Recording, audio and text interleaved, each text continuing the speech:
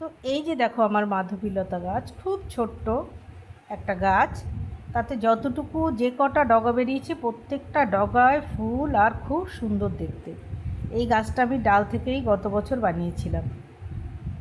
তো এই গাছটা কি করে এত সুন্দর ফুল হলো ছোটোর মধ্যে, তো চলো দেখে নিই কী ট্রিটমেন্ট দিয়েছি এই গাছের আমি।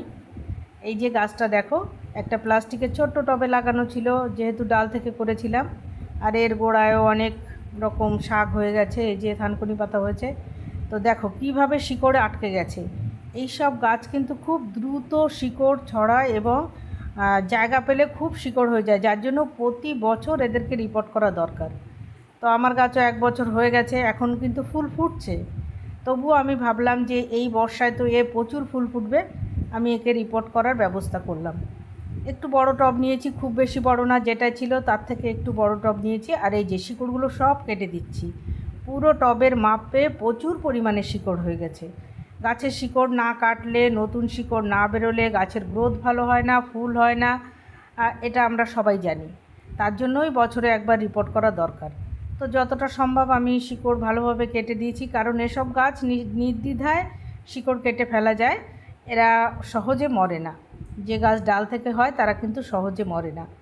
তো এই যে ভালো করে শিকড় কেটে কম্পোস্ট মাটি, যেটা টবে ছিল সেই মাটি, আর একটু মাটি নিয়েছি, আর সামান্য নিমখোল, আপাতত আর কিছুই দেব না, দিয়ে এই যে লাগিয়ে দিচ্ছি গাছটা।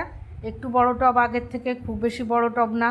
ছোট গাছের জন্য খুব বেশি বড় টব ব্যবহার করার কোনো দরকার নেই, কারণ প্রতি বছর যখন আমাকে রিপোর্ট করতে হবে আমি ধীরে ধীরে টব চেঞ্জ করব। তো গাছটা লাগানো হয়ে গেল, এইবার আসছি গাছের মাথাটা ভালোভাবে কেটে দেব। এই গাছে কিন্তু আমার এখন ফুল হচ্ছে, তবুও গাছটাকে আমি যত সম্ভব ছোট ছোট করে সমস্ত ডগাগুলো কেটে দেবো, একটা ডগাও রাখবো না।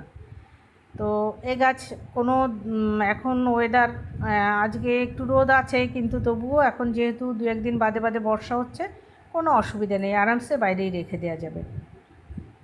তো কাটার এই যে কিছুদিন পরে দেখো যে কটা ডাল বেরিয়েছে, প্রত্যেকটা ডালে কিন্তু কুড়ি এসে গেছে। আর এখন আমি কিন্তু কোনো খাবার দিচ্ছি না, যেহেতু রোজ 1-2 দিন বাদে বাদে বৃষ্টি হচ্ছে, খাবার দেওয়ার কোনো প্রয়োজন নেই। তো গাছে কুড়ি হচ্ছে, আর আমার এত ভালো লাগছে দেখে কি বলবো। তো কুড়ি হয়ে ফুল ফুটে গেলে আবার এইগুলোকে কিন্তু কেটে দিতে হবে, গাছ এই ডগাগুলো কেটে দিতে হবে, তাহলে কি হবে, আবার নতুন করে ফুল হবে। তো এই মাধবীলতা গাছ লতানো থাকে, কিন্তু এটাকে ছোট করে রাখা যায়। এটা 2 ধরনের জাত হয়, এটা একটু ছোটোর মধ্যেই আছে। আমার আগে অনেক বড় একটা গাছ ছিল, সেটা জলের অভাবে বাড়িতে ছিলাম না, মারা গেছে। তো আমি যাদেরকে ডাল থেকে বানিয়ে দিয়েছিলাম তাদের থেকেই ডাল এনে আবার আমি বানিয়ে নিয়েছি। খুব ভালো এই জাতটা। প্রথমে একটু লাইট পিঙ্ক হয়, তারপরে ডিপ মেরুন হয়ে ফুল ফোটে। তো দেখো, দেখতে পাচ্ছ কুড়ি এসে গেছে। তো ফাইনালি দেখো কি পরিমাণে ফুল ফুটেছে আমার গাছটায়, দেখো এত ভালো লাগছে, এত ছোট একটা গাছের মধ্যে এত সুন্দর ফুল। তো তোমরাও যারা এখনও গাছ রিপোর্ট করোনি, রিপোর্ট করার দরকার নেই, কিন্তু মাথাটা অনেক ছোট করে কেটে দিলে এইভাবে প্রচুর পরিমাণে গাছে ফুল আসবে। বেশ ছোট করে কেটে দিয়ে একটু খাবার দিয়ে দিলেই যথেষ্ট। তো এরকম ফুল পেতে চাইলে অবশ্যই ভিডিওটা দেখিয়েছি, এইভাবে তোমরা করতে পারো। রিপোর্ট করার দরকার নেই, শুধু মাথা কেটে দিও, তাতেই প্রচুর ফুল হবে। কেমন লাগলো ভিডিও? Tata, bye bye.